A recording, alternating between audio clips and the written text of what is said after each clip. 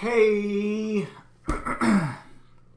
My name is Matthew Yeager, and this is Mythology, and I'll be your teacher for the next 8 weeks or so. I think it's about 8 weeks. Hello, it's nice to meet you. It's such a crazy coincidence that each of us would be here at the same time for the same purpose. This is my cat, by the way. I did not invite her up here, and yet she's here right in front of me. So, hello, good evening. What I wanted to do today, so we are starting our class. This is the beginning of our class. We have several things to get over, to get through.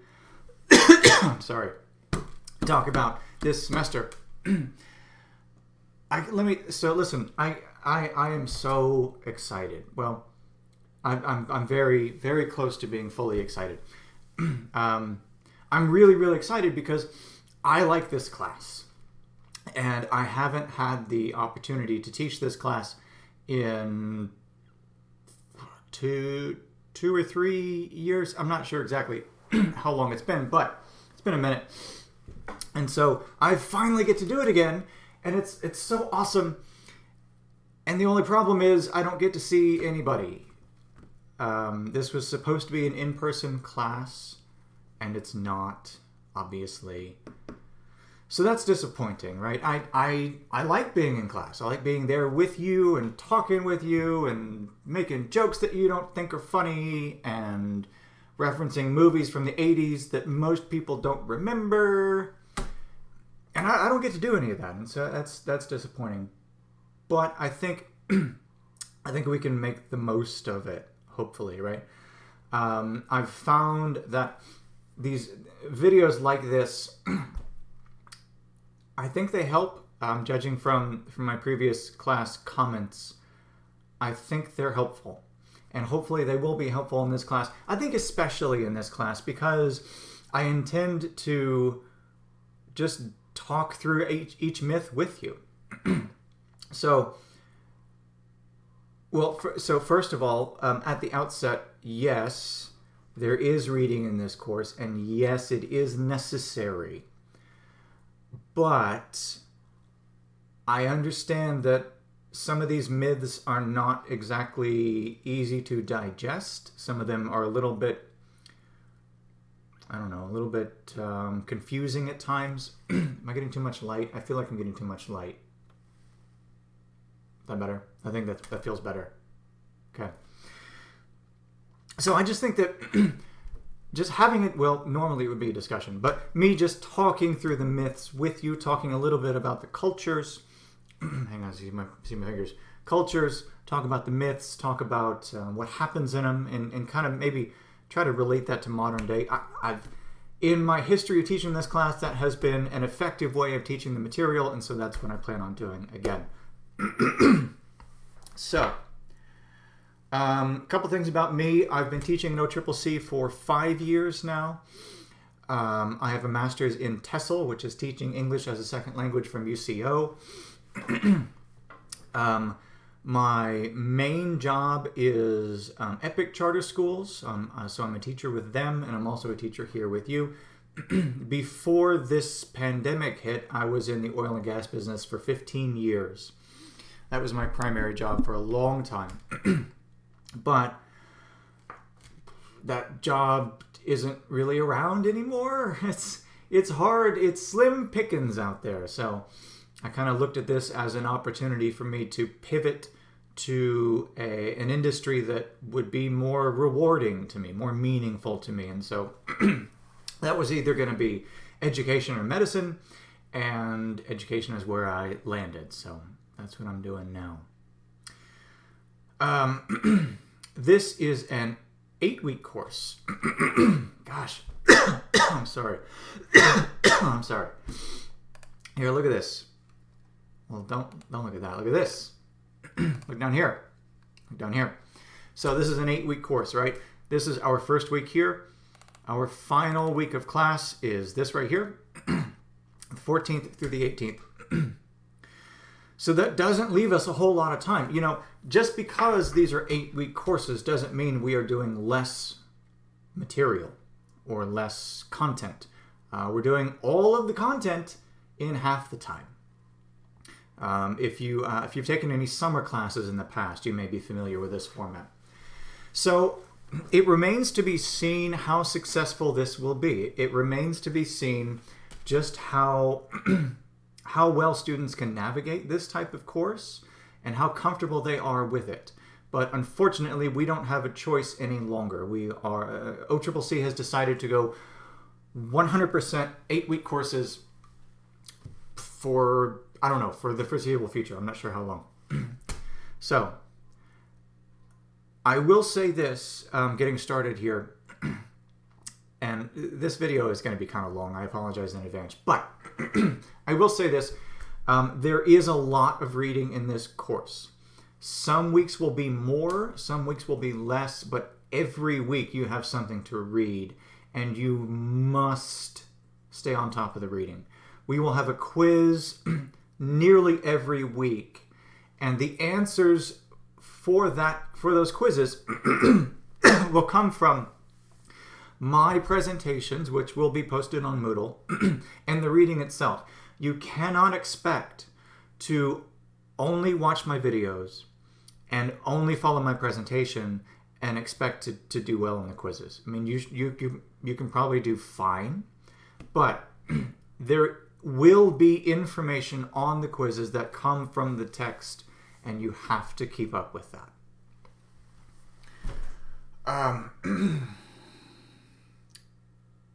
So these videos here, hopefully, I'm hoping that these videos are beneficial to you.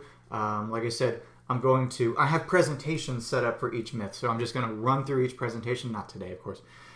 Each week I'm going to run through a presentation. I'm going to talk about the myth, what happens in the myth, maybe what the myth means, what the events in the myth may mean. And I think that's going to be helpful for you.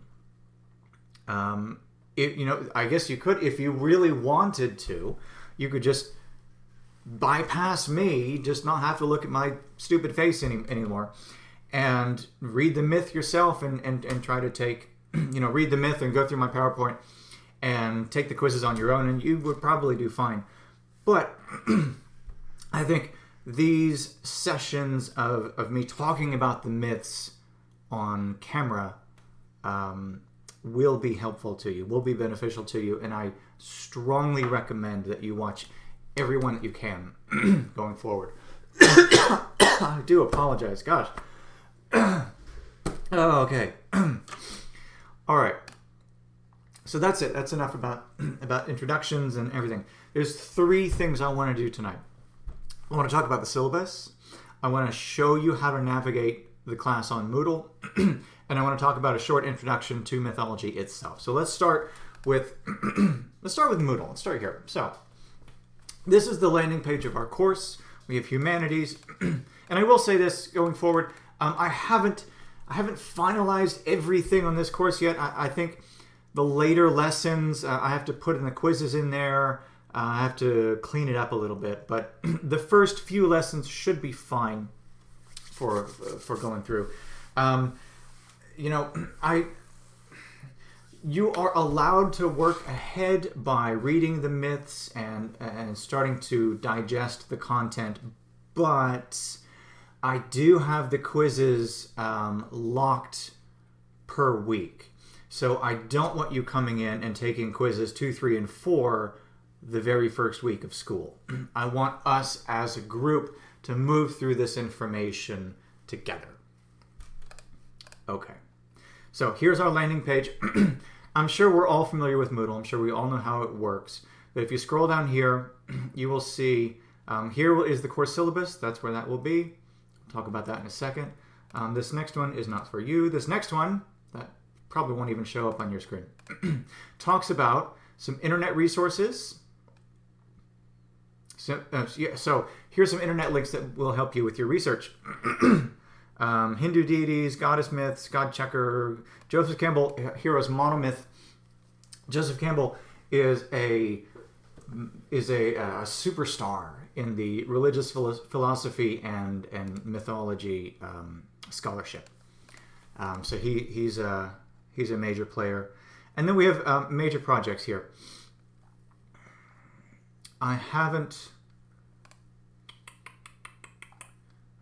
Okay, now this should be right. Yeah.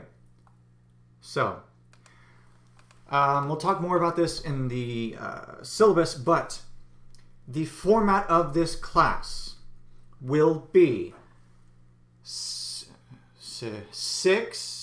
quizzes over one or several different pantheons, right? Groups of myths, groups of gods. One final exam, which will be comprehensive, and one research paper. Just one. So let's take a look real quick at this.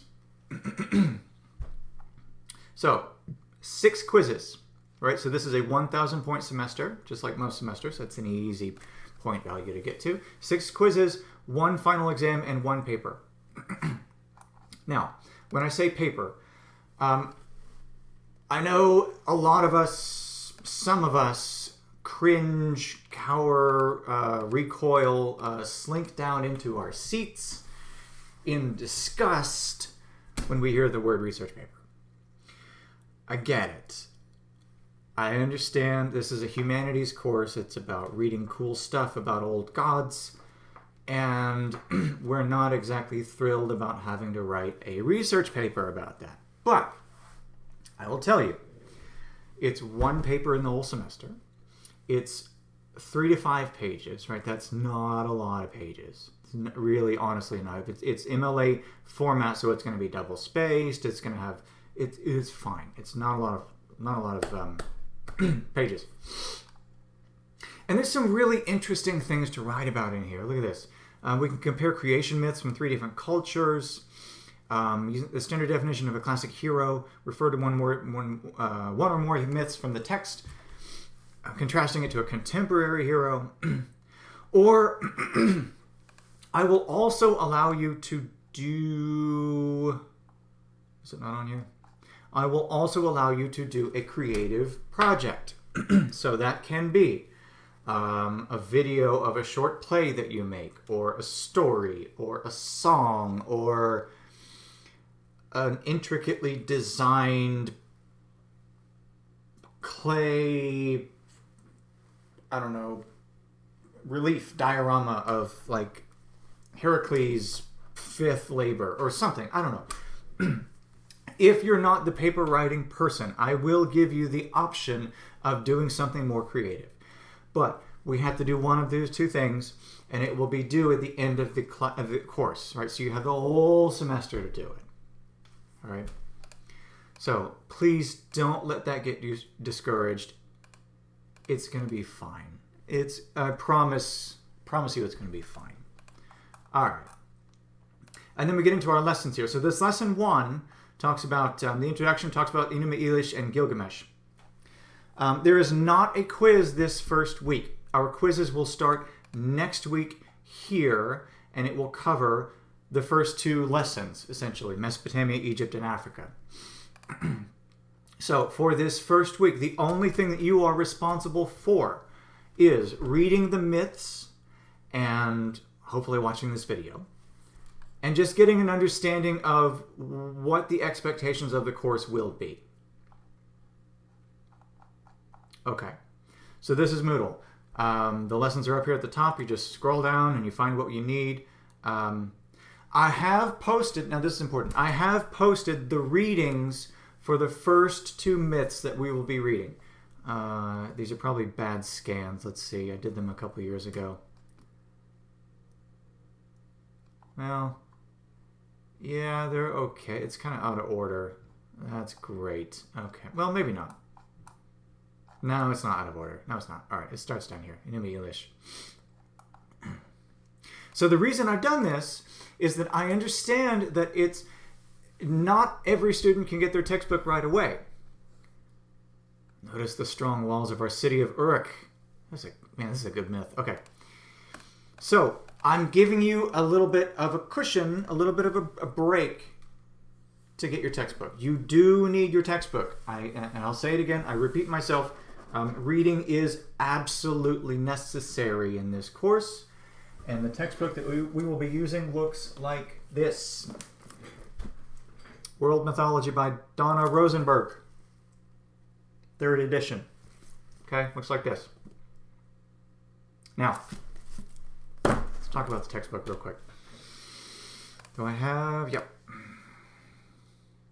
So this says 3rd edition. Yeah. I think textbooks are stupid. I think they're just ridiculously overpriced for no reason. I think that they exist. I think the pricing structure of textbooks exists for the primary, foremost, paramount reason of swindling students. I honestly think that. I think that the textbook manufacturers have gamed out their algorithm precisely enough to know exactly how much they can gouge you for and not receive too much backlash about it. I think it is utterly unconscionable the prices that they put on these textbooks. Having said that, we need it, right? It has what we need. It has what we're going to read. So here's my suggestion. If you want to go to the OCCC bookstore and get this book, hopefully used, please don't buy it new. Please, for the love of all that's holy, don't buy it new. Buy it used. Or you can, let's see here. Watch this. Hang on. Here we are. Watch this. Let's go to Amazon. Let's type in this ISBN number, 97780-844259666. If you type in this ISBN number, look here. Proof of purchase right down here. Little number right here at the top says ISBN number right there. It brings up this book. Look at this. Here it is on Amazon. I've had luck in the past about finding used copies on Amazon. Right now, it looks like, nah, that's not a good idea. I would like for you to pay no more than $50 for this book if you can help it. So, this is not a good option. Where else do we look?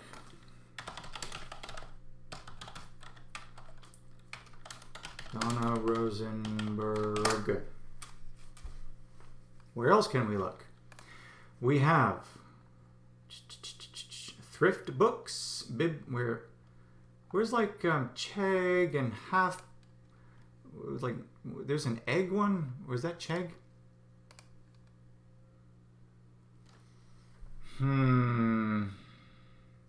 What edition is this? Okay, you don't want to get the instructor's manual. It says it's 3rd. Okay. So here's a cheap one. I would be careful about things like this, especially because we can't see what edition it is. We don't know which edition it is. We can't see the actual cover. So I would be careful about this. But if you can find a 2nd edition, that's fine. I will tell you that the page numbers will be different. So as long as you are okay with mixed up page numbers, a 2nd edition will save you money. An ebook version will save you money if you can find it. I don't want you to spend too much money on this textbook. I think it's criminal what these companies are doing to you kids. Anyway, all right. So that's the textbook situation. Now, here is our syllabus. Late fall 2020, here is my email. Here is my personal phone number. It comes to my phone right here. It comes to this phone right here. You can call me. You can text me. I get all my email on there. It's real quick. I'm usually very good about responding to students quickly, right? You shouldn't have to wait very long to hear back from me. I do have an office at the main building, even though I haven't been to the main building in months. If we need to meet in person, I will do that, but we have to make an appointment for it. I have to reserve the room and tell them we're coming.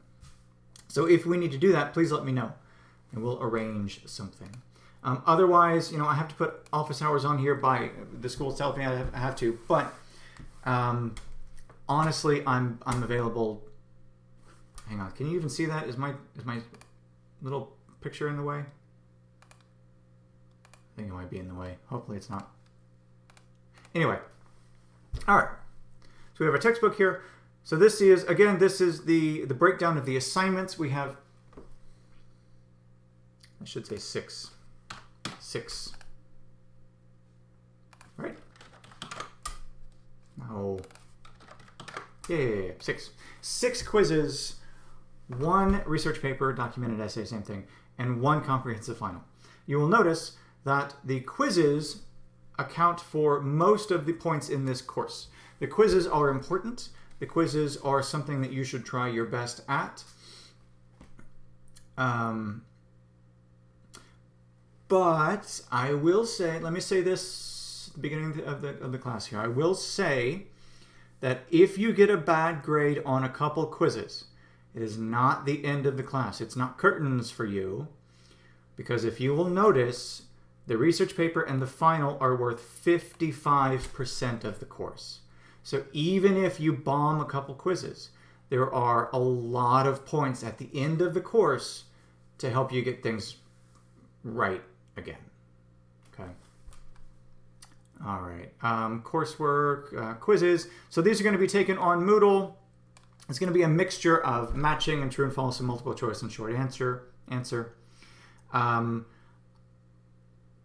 posted a 30-minute time limit on each quiz. Each quiz is about, I don't remember, 12 or 15 questions? 10 or 12 or 15, something like that. So 30 minutes should be enough. What I'm trying to avoid, and this is a fool's errand, I'm trying to avoid allowing you enough time to look up each answer as you take the quiz, right? That's not fair. That's not learning things, but some people do it.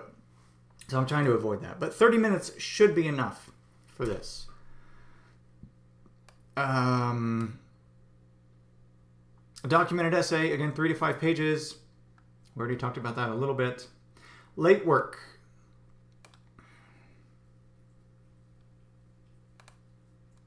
We're not, I decided against reading checks, so we don't have reading checks.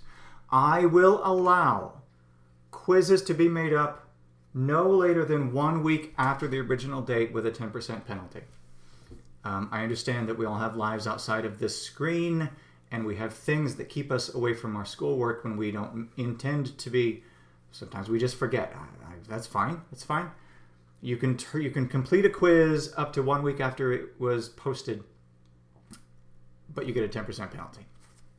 After that, they can't be made up. There. Pow. The research paper cannot be turned in late. The reason for that is I'm not requesting it from you until the end of the course. And by that time, I don't have any time left to wait for late assignments. I have to submit grades to the department by a certain time. And so the final exam and the final paper have to be turned in on time. Those can't be late. Academic integrity. So this won't really come into play too much here. This is more for English freshman comp classes.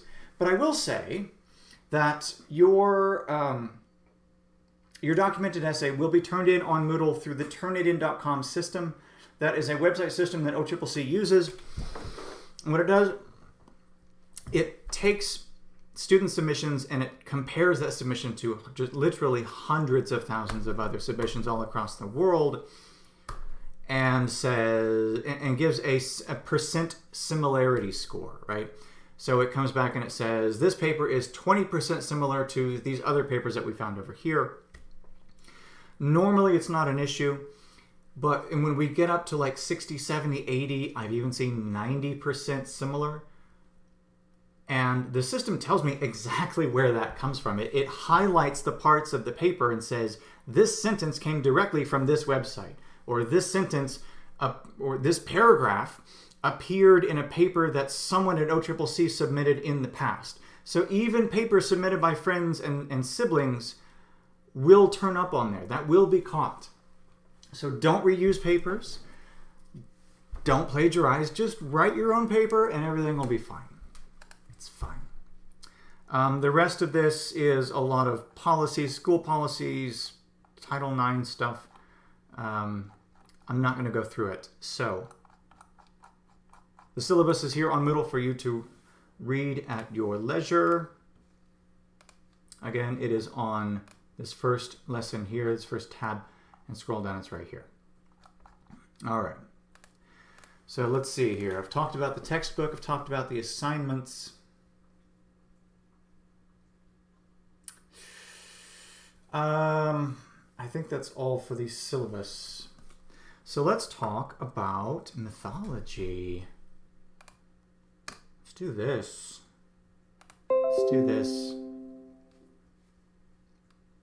See, normally I have a room full of students and I can talk about these things in front of you and it's a lot of fun, but I can't. So you're just going to have to sit there and watch me talk through these things because that's fun.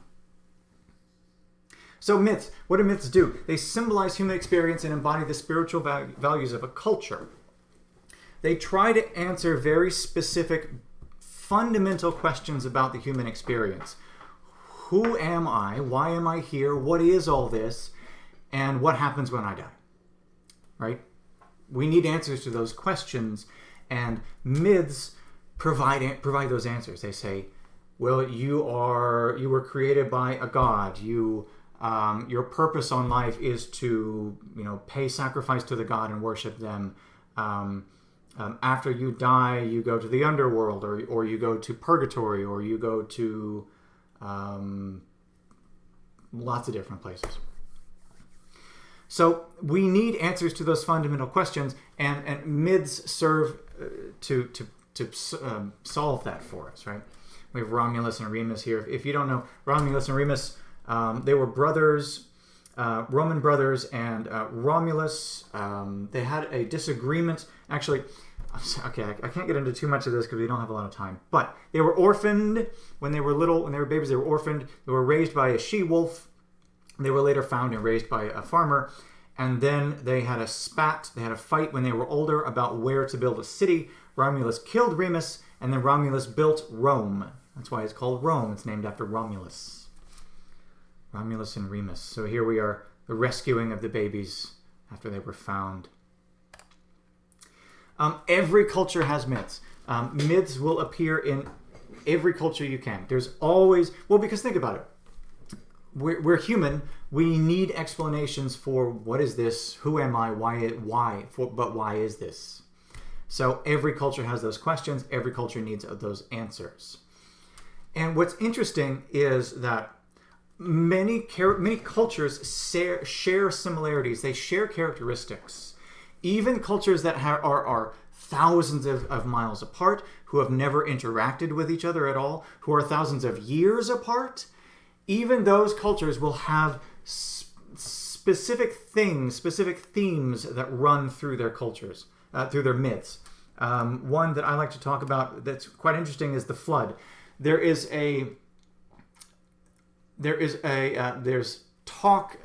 recording of a global catastrophic flood in many, many different cultures over history. It's not always a flood of water. Sometimes it's a flood of blood or sap, tree sap, or fire, or some other things. But it's interesting because a lot of cultures talk about that, about this grand flood that happened. And we can think about, well, did that really happen? Was there really some global flood that happened at some point in the past that human beings were around and advanced enough to comprehend? Or is there some other historical philosophical explanation for that? We don't know. But it's fascinating that it appears so often. There's Polyphemus from the Odyssey. The Cyclops got poked in the eye. It's gotta suck. You're a Cyclops and you get poked in the eye. I mean, poke me anywhere else you want. I don't care. Poke me in the ear or in the finger, but don't. I need that. I need that eye. It's the only one I got. Originally, myths were created as entertaining stories with a serious purpose. The point of myths were, and I would say were to teach the members of a society how to behave. They often had heroes, and the hero would be this model of perfect behavior. That the hero was something you would aspire to be like, and they would have the villains who you would demonize and say, well, we don't want to be like them, right? So it's instructing the people how to behave in a society. This movie came out, I don't know, 4 years ago. It was terrible. It was a bad CG. I mean, Gerard Butler was an Egyptian god with a very thick Scottish accent. It's just terrible. Anyway. Who's this? We're in Norse mythology now. This is Sleipnir. Sleipnir. One of Loki's children. Loki had 3 children. Hel, who is the ruler of Helheim. Jormungand, or the world serpent, or the Midgard serpent, and Sleipnir, the 8-legged horse. The story behind that is quite interesting. Loki was a shapeshifter, you see. And Loki, one day, he saw this magnificent stallion, this strong, powerful stallion, and he was like, wow, I find myself really attracted to that stallion. So he shape-shifted himself into a mare, a female horse, and went and spent some quality time with said stallion, and we have Sleipnir as the result. Some cultures are interested in... I gotta speed this up. Wow. Okay, hang on. All myths explain how humans acquired food and agriculture. All myths explain what this is and where we come from. They all include heroes of some kind. All right, so let's talk about the pantheons we'll be going over. First, we will touch on Mesopotamia. Enuma Elish, we're actually not talking about Telepanu this semester. We'll do Enuma Elish and Gilgamesh. This is Ishtar, one of the goddesses in the Enuma Elish. Well, the full version of Enuma Elish. We actually don't have the full version. And Gilgamesh, actually. She appears in both. Yeah, she appears in both. And then we'll move on to Egyptian mythology with Osiris, Isis, and Horus. We only have the one myth from Egyptian mythology that we'll be talking about this semester. After that... Oh, okay. So we have Set and Horus here. So this is Set with the kind of the jackal-headed god. Now, the jackal-headed was Anubis. The type of animal head that Set has is a little bit unclear. It's sometimes it's an alligator, sometimes it's a hippo. It's not really Set. But this is Horus here with his hawk, his falcon head. And this is Ramses the pharaoh that they're admiring. I gotta update this thing because we're not talking about all these. We are going to be talking about the creation of the universe in Ife. We are going to be talking about the origin of life and fire. But Gessayer's lute, we're actually not talking about Gessayer's lute. I think Gessayer's lute is very interesting. But with these 8 weeks, we don't have time. We have so much to do. So this is a really cool picture here. If you can't tell, this is the horse head kind of looking down. This is his shield. It's a really cool myth. And then we'll move on to Greek mythology here. So students in the past have been surprised when they sign up for this course. What they think is we'll be talking about Greek and Roman mythology all semester. Well, we're not. We're talking about world mythology. So we're going all over the place. We're talking about Mesopotamia and Egypt, Africa, Greece, Rome, Scandinavia, China, Japan, Central America, North America, Polynesia. Normally we talk about Great Britain as well, but I think I cut that out. So lots of places. We're going to go all over the place. It's going to be awesome. In Greek mythology, again, we're not going to talk about each of these. What are we talking about? I don't remember exactly how I pared that down.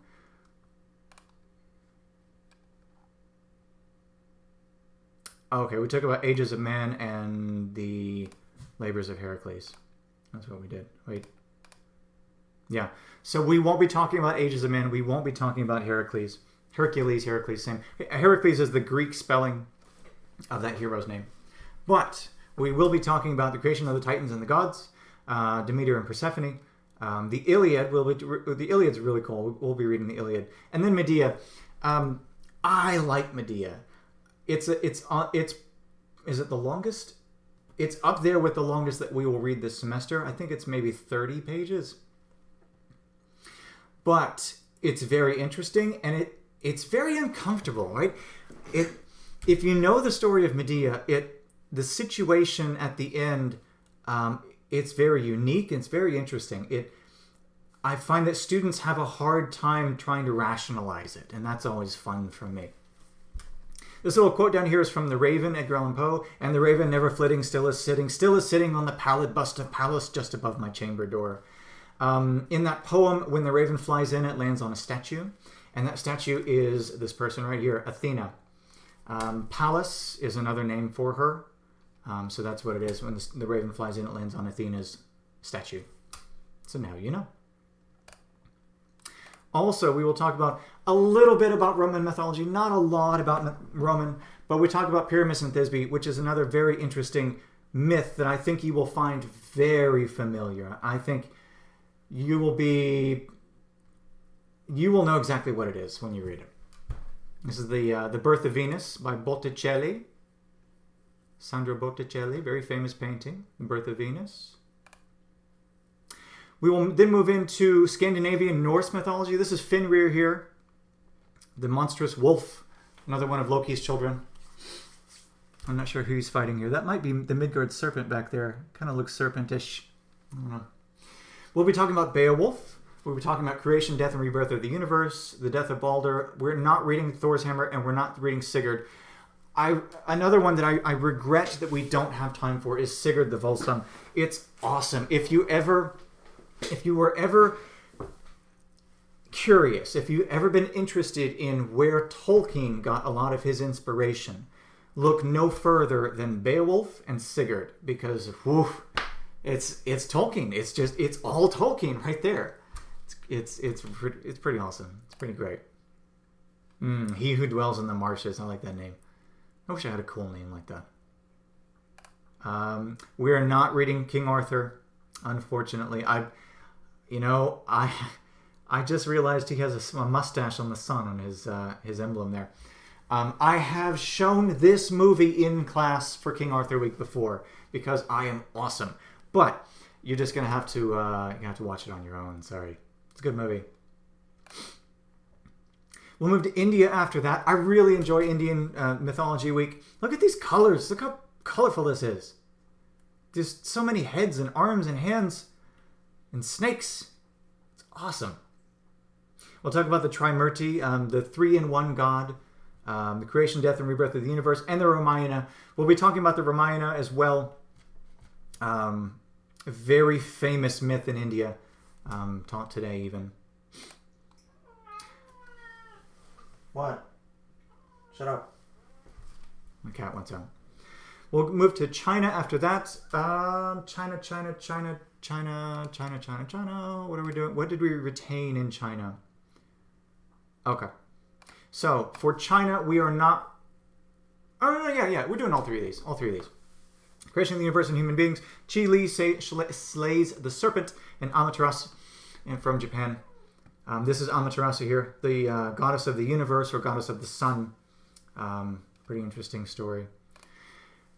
We'll talk about some of these. I think I cut a couple of these out. Let's see. No, maybe not. Look, okay, like this one here. I'll say some weeks are heavier reading, some weeks are less reading. This one looks like a lot of reading, but if you look here, look at this. This is 5 pages. This is 3 pages. This is 4 pages. This is 5 pages. This is 6 pages.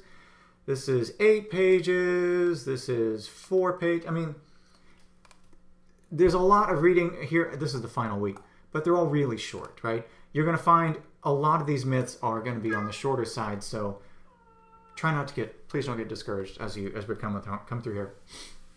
We'll talk about Hawaiian myths, Polynesian myths. So this is Maui. If we saw the movie Moana, Maui is in it, and it's a fairly good representation of the mythological character.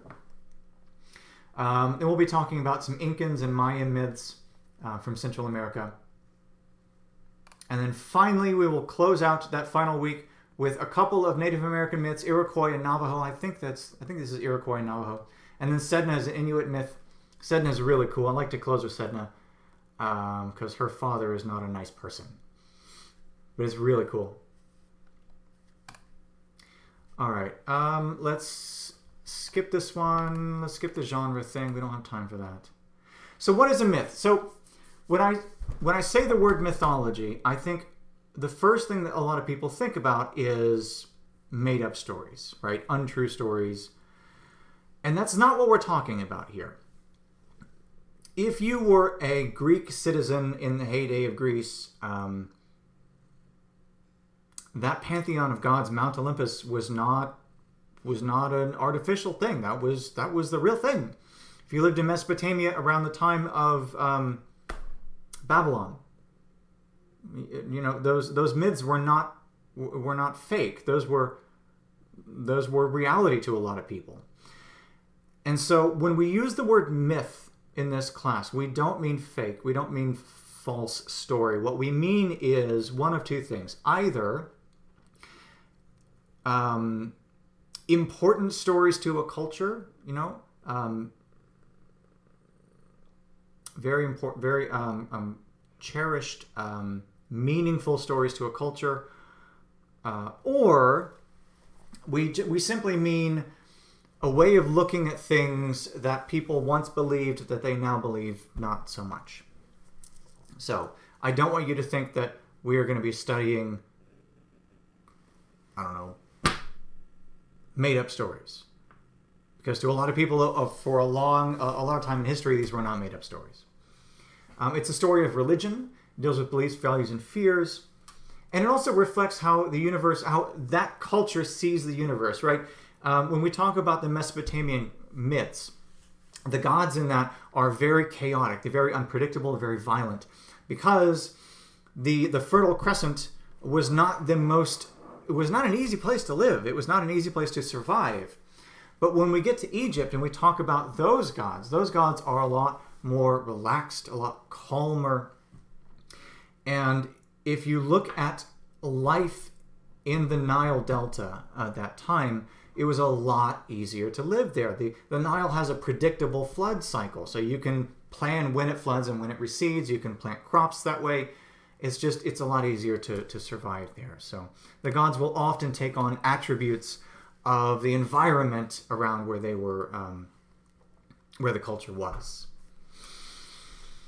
Let's see here. Blah, blah, blah, blah, timeless. This will be on Moodle that you can read it on your own. So I am kind of speeding through this because we have... Yeah, okay. All right. We have a few more slides to go here. So what did myths do? Myths attempt to give some release from the awareness of death, fear of annihilation, guilt over killing animals, sense of lost paradise, or simply as a way of coping with the unpleasantness in the world. I don't know about you guys, but so far this year I've had zero unpleasantness. Nothing at all in anything has been unpleasant in the slightest. It's just been peaches. It's been peaches and cream and happy-go-lucky nightmares. So that's what myths do. Myths, they give us answers for those hard questions. They give us calm. They give us reassurance that things are going to be okay.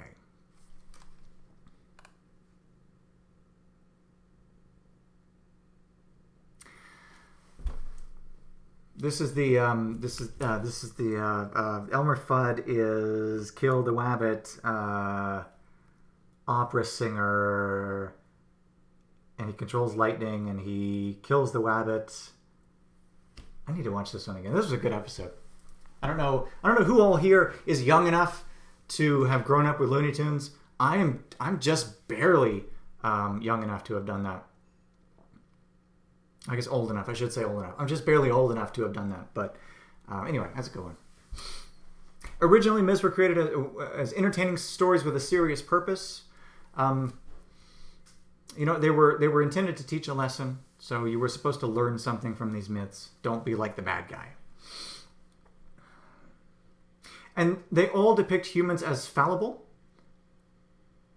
and they all depict their heroes as somewhat fallible. That's important. If you have a hero that is infallible, if he's incapable of making mistakes, well, that's not very relatable to normal people. Normal people need someone that they can relate to, that they can see themselves in. And if the hero makes mistakes and then triumphs and then, comes out okay the other side, well, that's much better for normal people because everyone makes mistakes. This is the hero's journey. So this is kind of like a lot of myths will follow this rough pattern, right? So we have a call to adventure. Our hero is called to adventure by something. He receives supernatural aid of some kind. He crosses a threshold. That could be like entering a dark forest. It could be entering the ocean. It could even be dying and entering the other side of existence. He has helpers. He has a mentor. He has a form of rebirth. Again, that doesn't necessarily have to be a literal death and rebirth. It could be emerging again from the darkness. It could be slaying the monster or realizing that he had, the courage in him the whole time. Something like that. And then the return at the end. And then finally, heroes aren't too interested in being heroic if there's no one around to tell the story. Heroes need to be told that they are awesome. They need reassurance. So if you have a hero and he goes on an adventure and he comes back and no one cares, well, the hero's not going to go on any more adventures. You got to tell him how awesome he is. You got to throw him a party or something. Get some like little Debbies. They have little Debbies back then.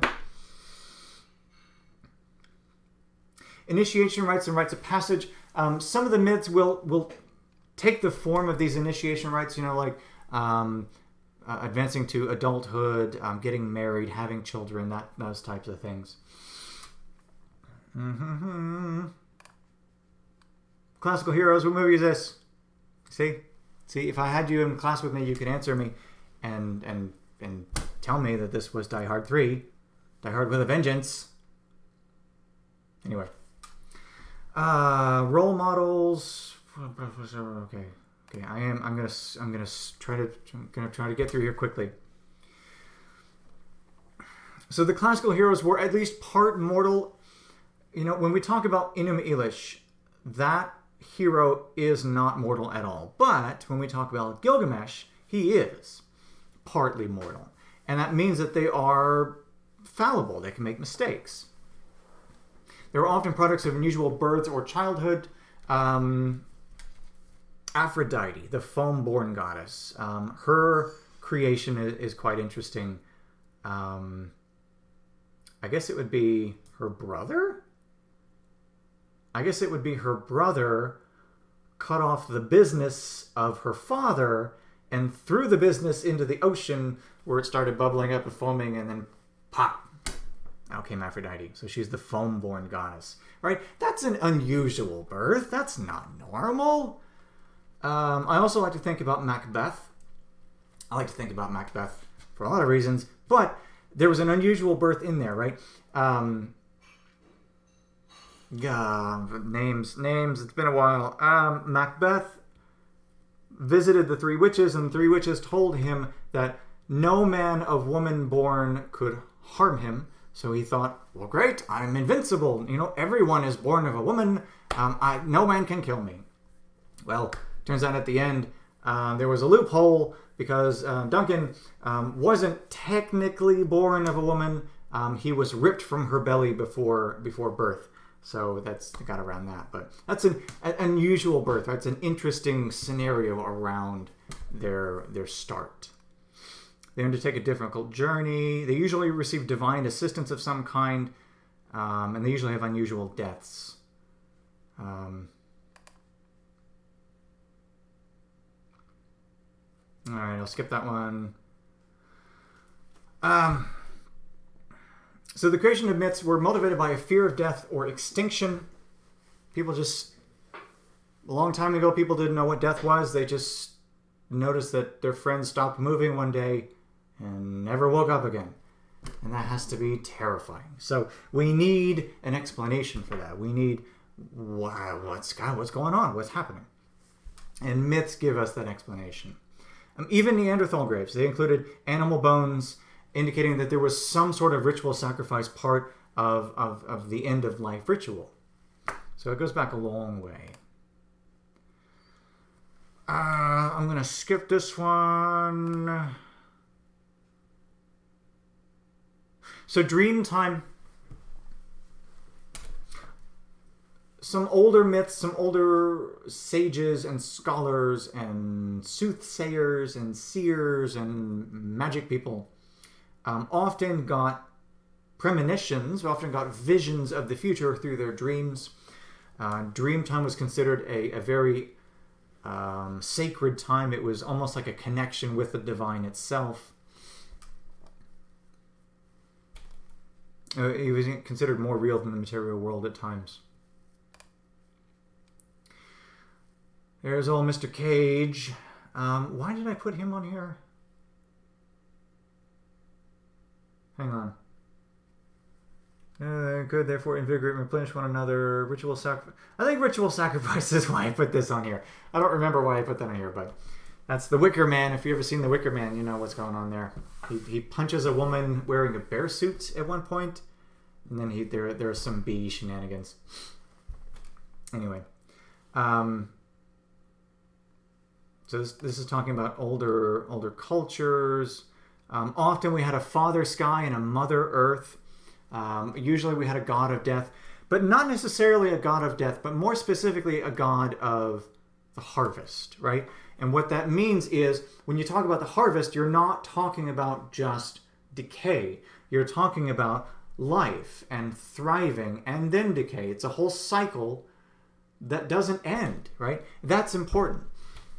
That is meaningful to a lot of people, that this isn't the end. That when you die, well, it seems like the end of it, but wait a minute. Wait, we got this whole other thing going on. You might even come back. Who knows? So that rebirth, that regeneration was very important to early societies. And again, why do I have a kitten? I made this presentation a couple years ago, and I don't remember why there's a kitten there, but apparently there is. Okay, well, that's Miss Piggy because we're talking about matriarchal societies. So, ancient societies tended to be a little more matriarchal than patriarchal. Women were in places of leadership more. And eventually that changed. Eventually, as we had the development of city-states, we had more warring between cultures. That men took on a more, I don't know, I guess standard role in society as protectors, as providers, that kind of thing. And then finally,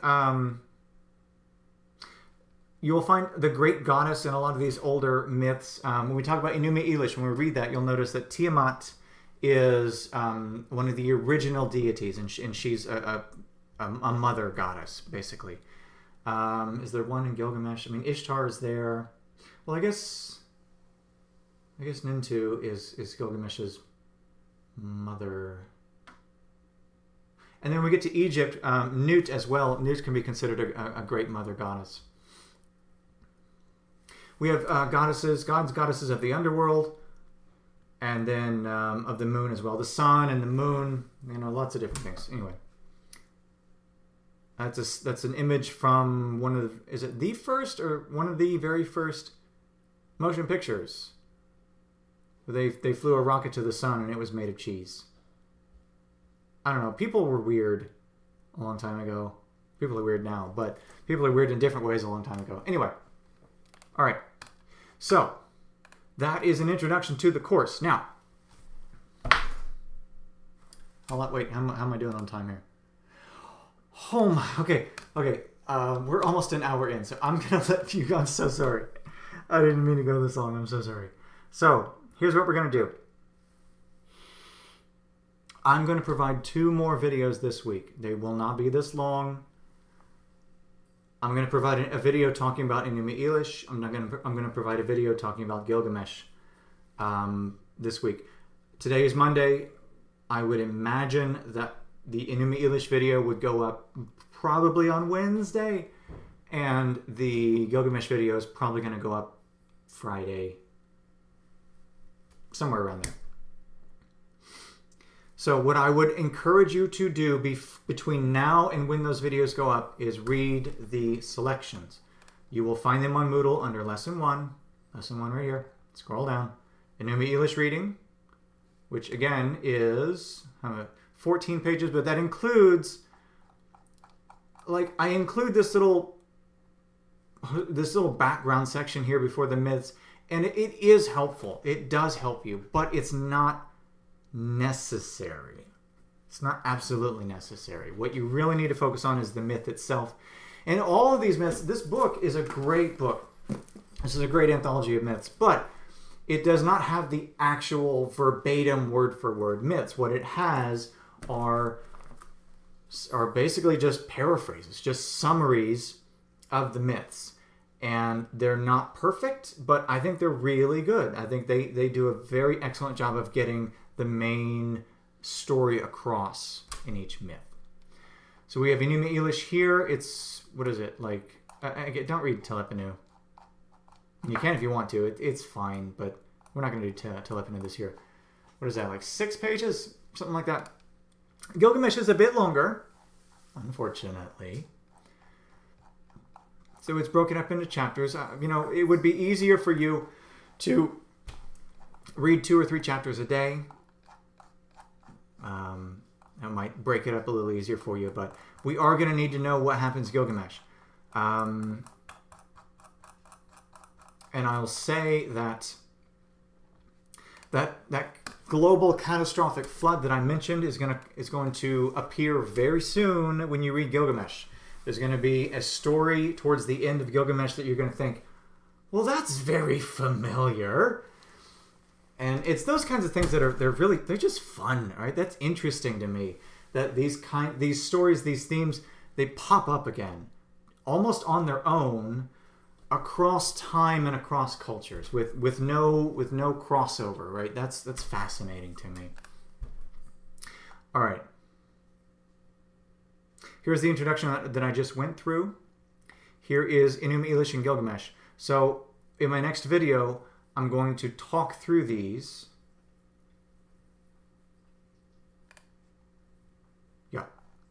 Enuma Elish and then Gilgamesh here. So I'm going to talk through these. And hopefully what that's going to do is help you understand what happened in the myth a little bit better, and hopefully cement it in your brain for the quiz. That's it. I've kept you on video for an hour. That's so long. I'm sorry. I'm not good at making short videos, and I'll try to do better. Seems like there was something else I was going to say.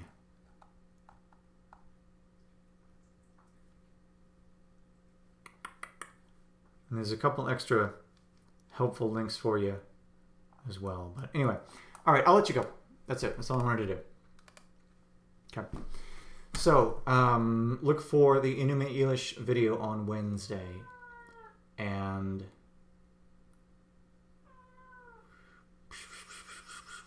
I might do Zoom calls. I tried to do a Twitch stream last semester, and I had a few students show up. I don't know if that's necessary for this kind of class. I don't know. I'll think about it. I don't know. Anyway, so look for the next video on Wednesday. Reach out to me with any questions. You have my email there on the syllabus, my phone number. And I think that's it. I think that's all. So stay safe and stay healthy, and I'll talk to you soon. Goodbye.